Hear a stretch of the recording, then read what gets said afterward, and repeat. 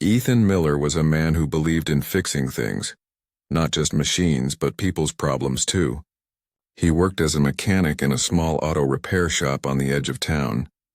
The place was noisy, greasy, and always smelled like oil and burnt rubber, but to Ethan it was home. His hands were rough from years of work and his clothes were always stained with grease, yet his heart was cleaner than most. Every morning he arrived early, long before the shop opened. He liked the quiet hours, the sound of his tools clinking, the cool air, the peace before the day's rush. Life hadn't been easy for him. He'd lost his parents young, never went to college, and had no family left to speak of. But despite all that, Ethan never stopped being kind. He believed that helping others, even in small ways, made life worth living.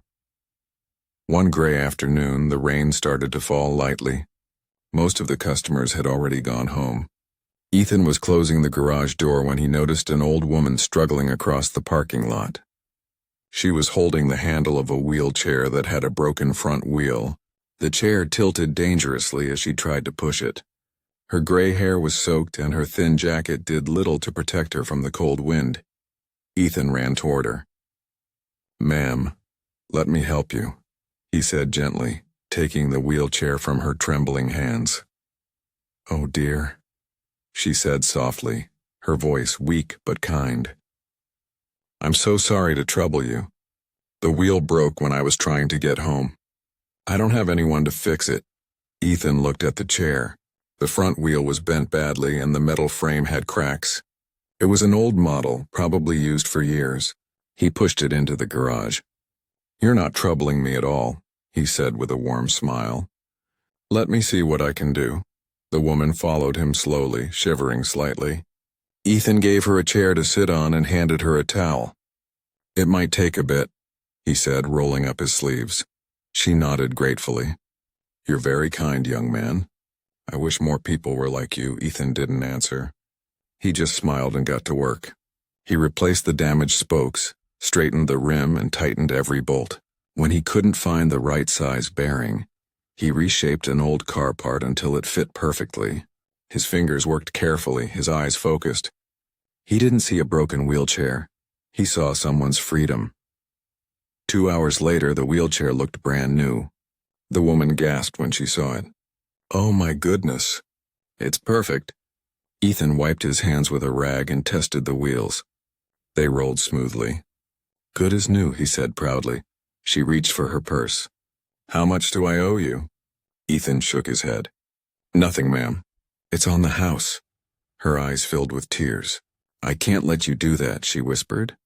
"You already have," Ethan replied softly. "You reminded me why I love this job." The old woman smiled, a deep, grateful smile that seemed to come from her soul. "You're a good man," she said, her voice trembling. "May God bless you." Ethan helped her into the wheelchair and walked her to the street. As she rolled away, she kept turning back to wave, and he waved back until she disappeared into the rain. He stood there for a moment, watching the fading raindrops hit the road, feeling a quiet warmth inside his chest. It wasn't about money or recognition. It was about doing what was right, even when no one was watching, but someone had been watching. From the glass window of his office, Mr. Grayson, the owner of the shop, had seen everything. His sharp eyes followed Ethan as he closed the garage and cleaned his tools. To Ethan, it had been a small act of kindness. To Mr. Grayson, it was something else entirely. And that simple act, the fixing of one old woman's wheelchair, was about to change Ethan's life forever. The next morning, the sky was bright and clear, but Ethan's heart felt unusually heavy. He didn't know why. Maybe it was the tiredness from working late, or the memory of the old woman's smile still lingering in his mind. He arrived early, like always, and started cleaning the workshop. The scent of metal, oil, and dust filled the air. It was his comfort zone, his small world. He was polishing a wrench when the loud sound of a door slamming broke the quiet. Mr. Grayson, the shop owner, stepped out of his office, his face twisted in anger. He was a tall man in his 50s with slicked back hair, a cold stare, and a voice that could cut through metal. "Ethan," he barked. In my office now. Ethan wiped his hands and walked in, unsure what was wrong. Morning, sir, he said politely. Don't morning me, Grayson snapped. He slammed a file on the desk. I heard you fixed some woman's wheelchair yesterday. Ethan froze. His heart skipped a beat. Yes, sir. She came here with a broken wheel. I couldn't just send her away. Grayson leaned forward, his eyes narrowing. You used company tools. You use company time. You think this place is a charity house? Ethan's jaw tightened. Sir, it was after hours. And it was just a wheelchair. She couldn't afford repairs. I don't care. Grayson shouted, pounding his fist on the desk. You're paid to fix cars, not to play hero. The words hit Ethan hard. He stood silently, trying to stay calm. Sir, I wasn't looking for praise or money. I just wanted to help someone, Grayson sneered. Help someone? You think helping pays the bills here? You think your kindness puts food on my table? Ethan's voice softened. Sometimes doing the right thing is more important than money. Grayson's face turned red with fury. You don't get to decide what's right in my shop. There was a heavy silence. Ethan could hear the clock ticking on the wall. He wanted to explain, to make his boss understand that compassion wasn't a weakness. But Grayson wouldn't listen. Finally, the old man stood and pointed toward the door. You're fired, Ethan. Pack your tools and leave. I don't want soft-hearted fools in my business. The words cut deeper than any insult. Fired for being kind. Ethan opened his mouth to speak, but then stopped. He realized there was no point. Grayson's heart was made of steel, harder than any car part in the shop. Ethan nodded slowly. All right, sir. If that's what you want. He turned and walked out of the office. The other workers, who had overheard parts of the shouting, stood in awkward silence. No one dared to speak. Ethan packed his small toolbox, his only possession that truly mattered, and walked toward the door.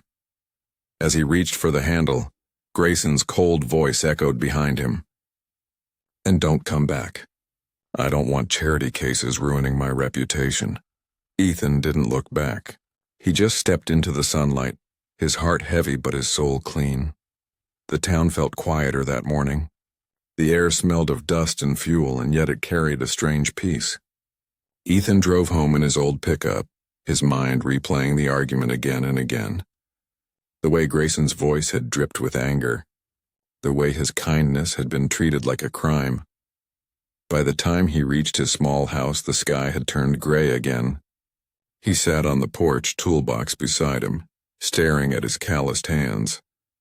They were hands that had built, repaired, and helped. Now they were useless, at least for now. He whispered to himself, I don't regret it. Not for a second. The rain began to fall softly at first, then heavier. It mixed with the tears he didn't realize were rolling down his cheeks. He closed his eyes and remembered the old lady's grateful smile. That memory kept him warm while the world outside grew cold. Inside, on the table, lay his only photograph, a young Ethan with his father, both smiling beside a car they had fixed together years ago. His father had once told him, Son, a real mechanic doesn't just fix engines, he fixes hearts too. Ethan looked at the picture and whispered, You were right, Dad. He didn't know it yet.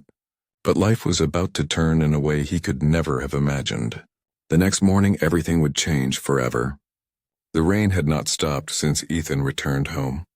It fell softly at first, then harder, washing the dust off the small town streets. Ethan sat on his porch in silence, staring at the dark clouds rolling across the sky. His small house looked lonely, the wooden floor creaking under his boots. The world felt colder that night. He still couldn't believe what had happened. Fired for helping an old woman.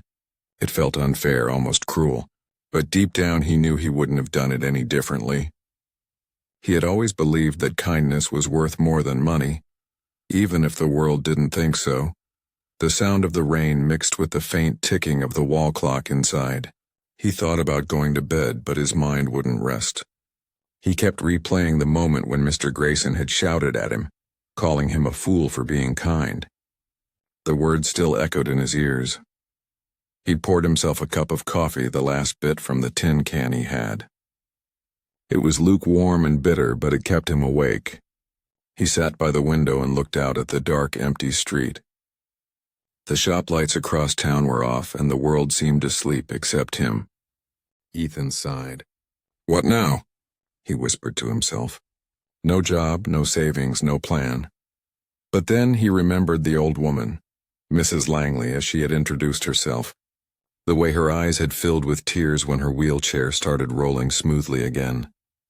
That smile she gave him, it had felt like sunshine after a storm. Maybe that was enough. Maybe doing something good even once was worth all this pain. He leaned back in his chair, listening to the rain. He thought about his father again, the man who had taught him everything about cars and about life.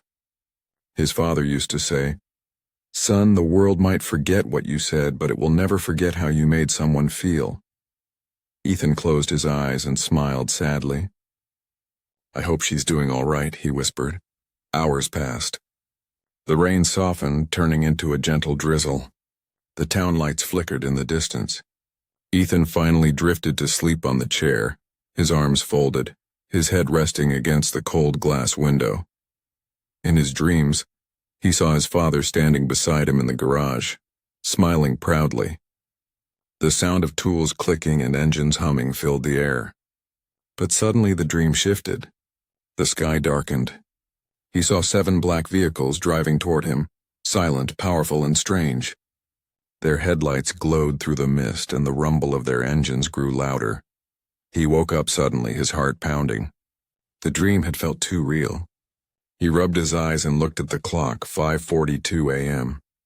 The rain had stopped. The silence outside was heavy, almost unnatural. He stretched and walked out to the porch. The cold air hit his face. The world looked washed clean after the storm. But then he froze. There, at the end of his driveway, stood 7 black SUVs parked neatly in a line.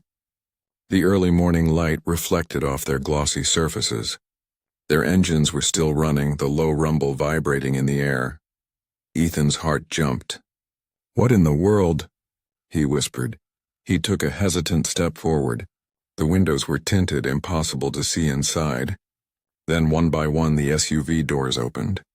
Men in dark suits stepped out, tall, serious-looking, their movements sharp and professional. Ethan's pulse quickened. "Are they police?" he thought. Did something happen at the shop? The front SUV's door opened last. A woman stepped out dressed in a neat black coat. Her hair was tied back and her eyes looked calm but firm. She began walking toward him slowly. Ethan's voice trembled. "Can I help you?" The woman stopped a few steps away, offering a small smile. "Mr. Ethan Miller?" she asked. He nodded cautiously. "Yes, that's me." "Good," she said softly. "We've been looking for you." Ethan frowned, confusion mixing with fear. "Looking for me? Why?" The woman's expression softened. "Because of what you did yesterday." Ethan blinked. "Yesterday? You mean—" "The wheelchair?" The woman nodded slowly, her eyes warm but mysterious. Yes, that act of kindness didn't go unnoticed. Before Ethan could ask more, she turned slightly and gestured toward the first SUV. The door opened, and what he saw next made his breath catch in his throat. Someone familiar was stepping out. It was Mrs. Langley. Ethan stood frozen on his porch, his heart beating fast.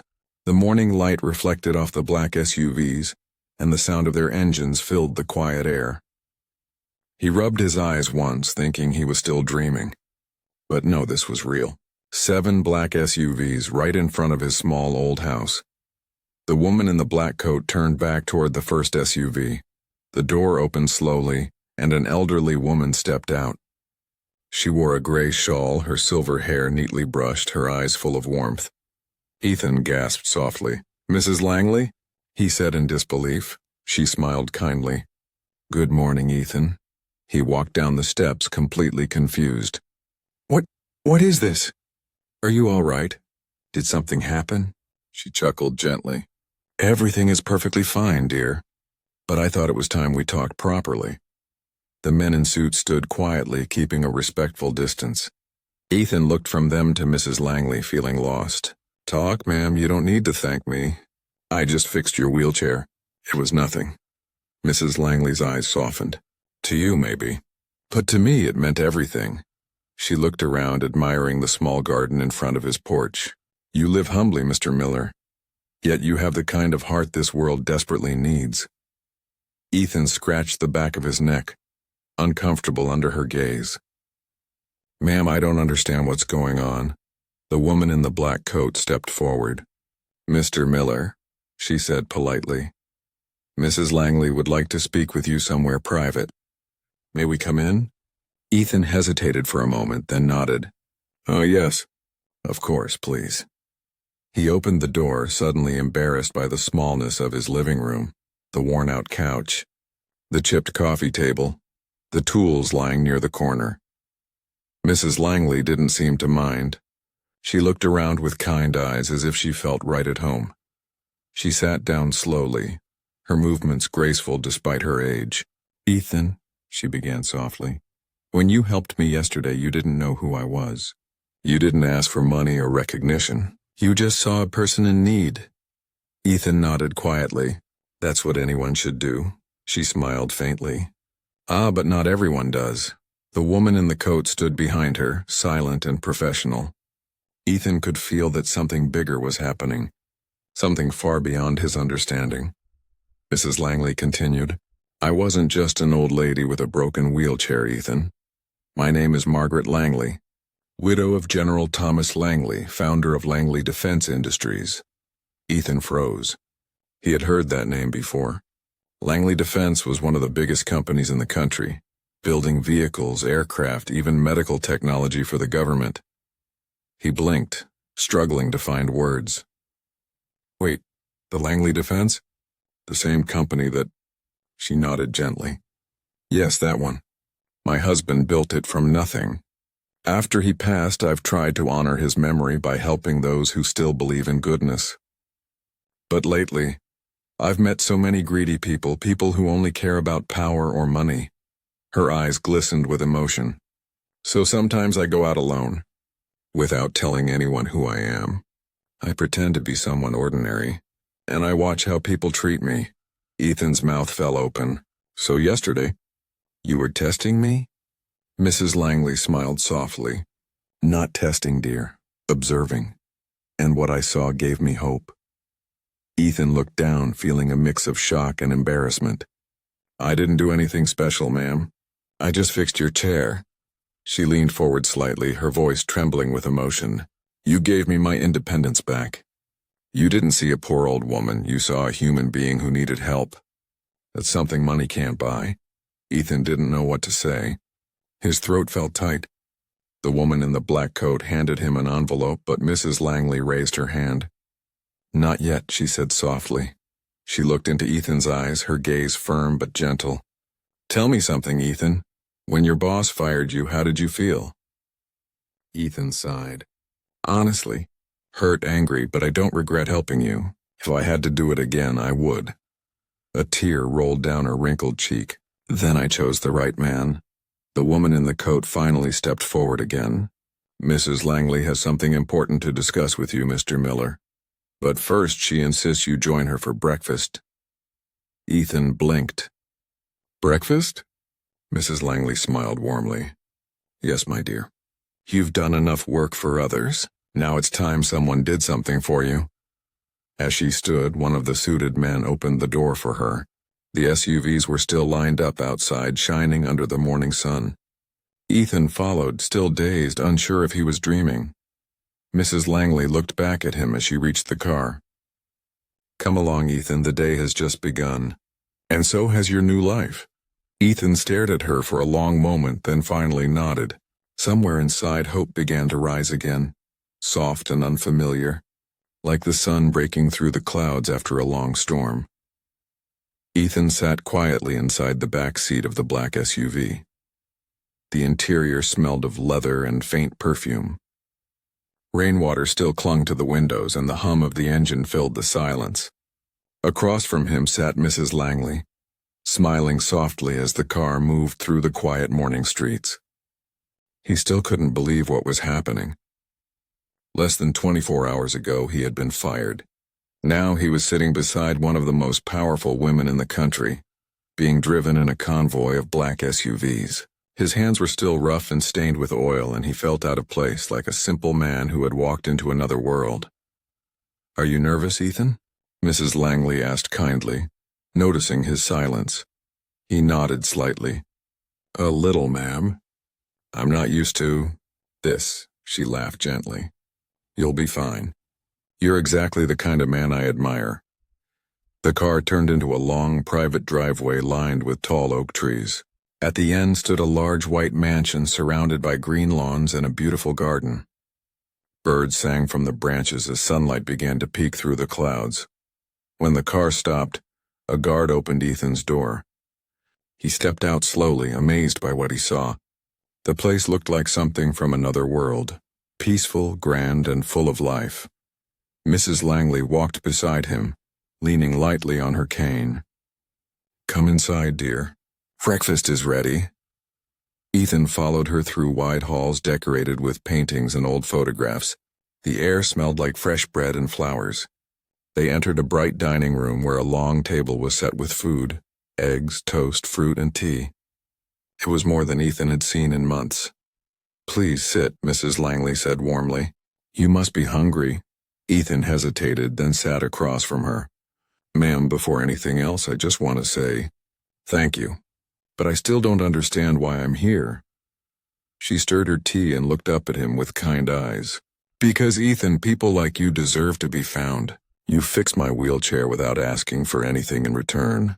That kind of heart cannot be ignored." He shook his head. "I didn't do much. Anyone would have helped." Mrs. Langley smiled knowingly. "You'd be surprised how many people wouldn't. When I went to your workshop yesterday, I wasn't looking for repairs, I was looking for truth. You see, I'm old and I've met all kinds of people. Most of them help only when they see money. But you—" She paused, her eyes glistening. "You helped because it was the right thing to do." Ethan looked down, embarrassed. "That's how my father raised me," he said quietly. "He always said kindness is the best part of being human." Mrs. Langley's smile grew softer.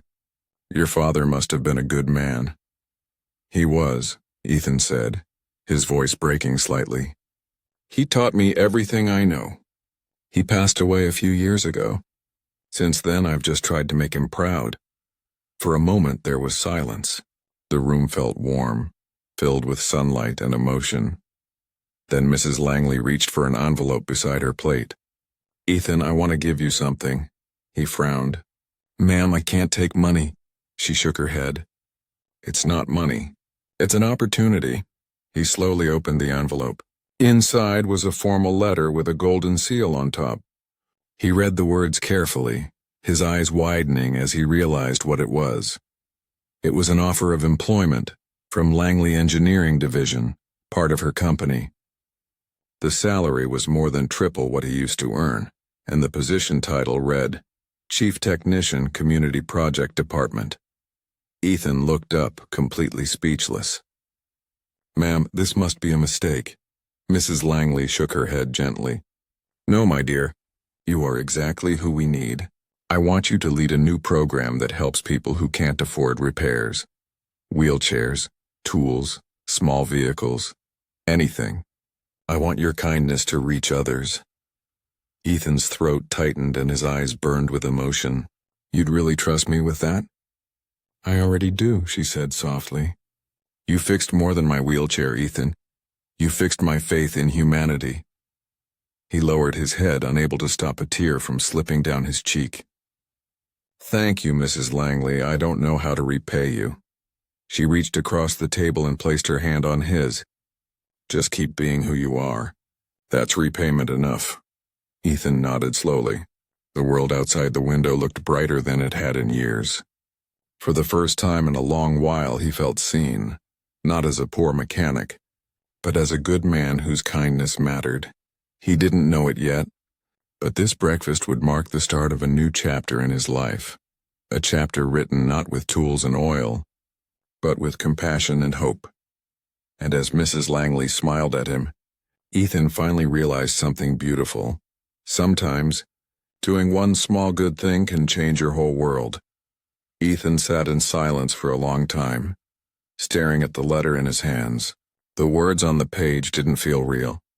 A new job, a higher salary, a chance to help others. It was everything he had never dared to dream about. Mrs. Langley watched him with a warm, gentle smile. "It's all right to be surprised," she said softly. "You deserve this, Ethan." He finally found his voice. "Ma'am, I don't even know what to say. I'm just a simple mechanic. I fix cars, that's all." She shook her head.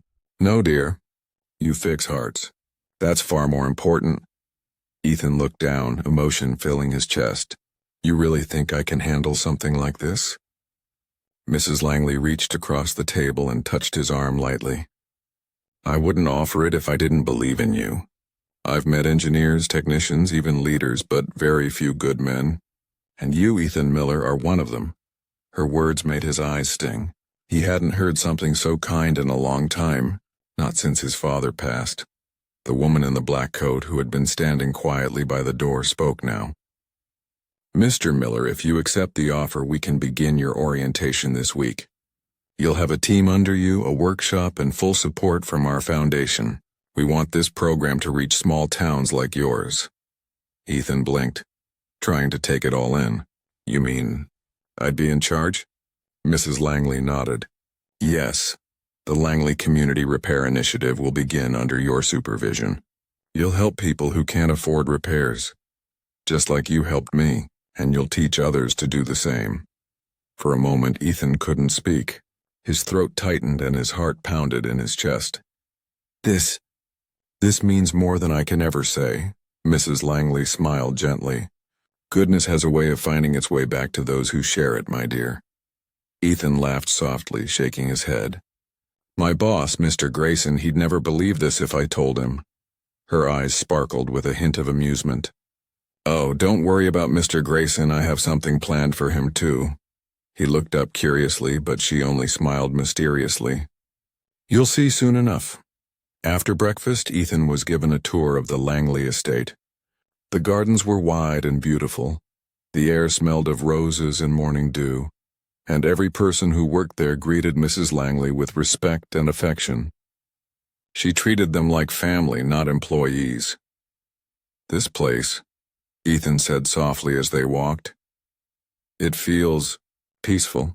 "It is," she replied, "because it's built on gratitude, not greed. My husband used to say, a company without kindness is just a machine.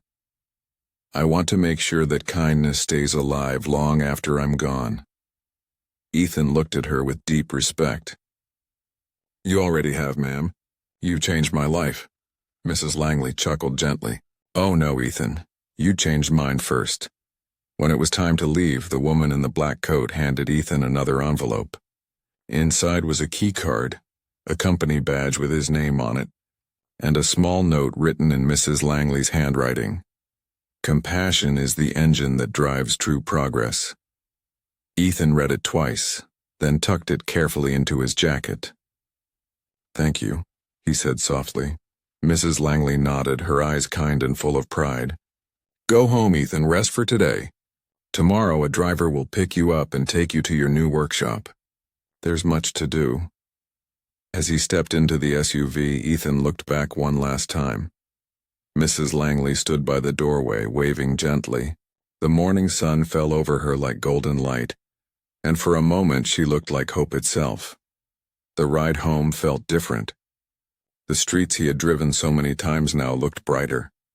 He could almost feel his father's presence beside him, proud and smiling. When he reached his house, he sat for a long while staring at the offer letter again. The rain had cleared, the sky was wide and blue, and for the first time in years, Ethan felt that maybe, just maybe, the world was finally being kind back to him. But as he leaned back in his chair, something inside him whispered that this story wasn't over yet.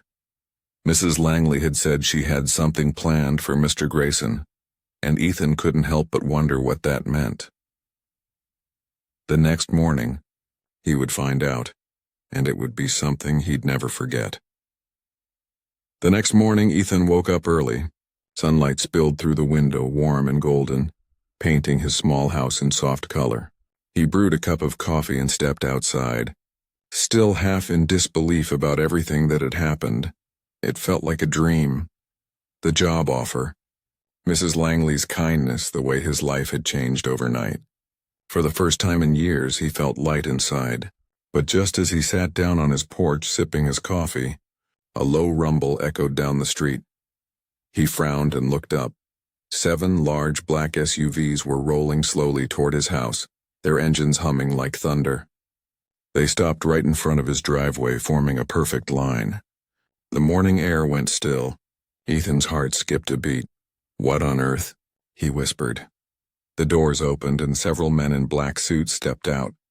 One of them walked toward Ethan with a calm smile. "Mr. Ethan Miller?" Ethan stood up, confused. Yes, that's me." The man nodded politely. "Mrs. Langley sent us. She asked us to bring you along."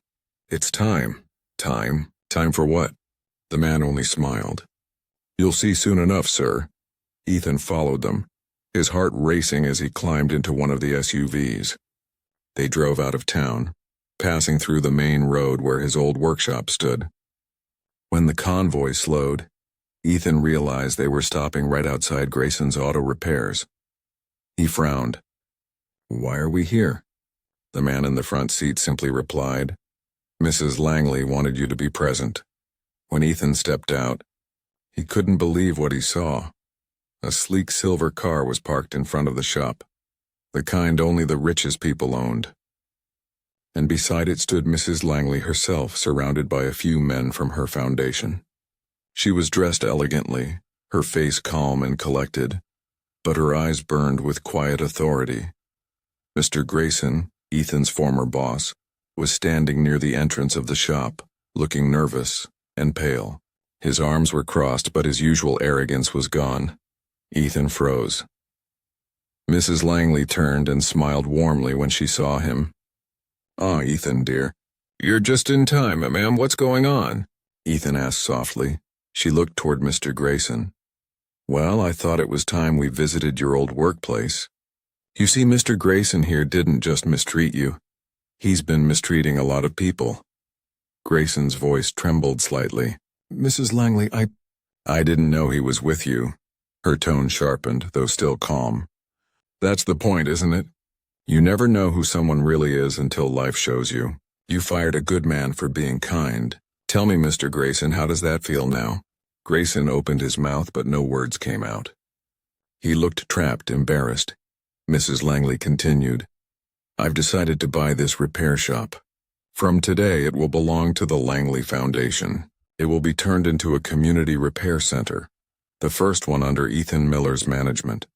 Ethan's eyes widened in shock. "Wait, what?" She turned to him and smiled softly. "You wanted to help people, didn't you? Well, now you can start right here, in the place where your kindness began." Ethan felt his chest tighten with emotion. I don't know what to say, ma'am." "Say nothing," she replied gently. "Just keep being who you are." Grayson stood speechless as Mrs. Langley's assistants handed him papers, legal documents of the purchase. He tried to protest, but the decision was final. The shop that once represented his greed now belonged to kindness. As the crowd that had gathered began whispering, Mrs. Langley turned back to Ethan. "You see, dear, good deeds are like seeds. You plant them without expecting anything, but one day they bloom in ways you never imagined." Ethan's throat felt tight as he nodded slowly. "Thank you, Mrs. Langley, for believing in me." She smiled warmly. "No, Ethan, thank you, for fixing more than just a broken wheel." Tears filled his eyes as he looked around, at the shop that once brought him pain, now shining with new purpose. The workers smiled at him. Even some of Grayson's old employees clapped quietly, proud and grateful. When Mrs. Langley got back into her car, she rolled down the window one last time. "The world needs more people like you, Ethan. Never stop being kind." And with that, the convoy of black SUVs drove away, leaving Ethan standing in front of the shop that now bore his name. Ethan's Community Repair Center, a place built on kindness. He stood there for a long while, the morning sun warming his face, a smile spreading across his lips. The same hands that once fixed broken machines had now rebuilt his own destiny. The world hadn't forgotten his kindness. It had simply been waiting for the right moment to return it, in the most unexpected way.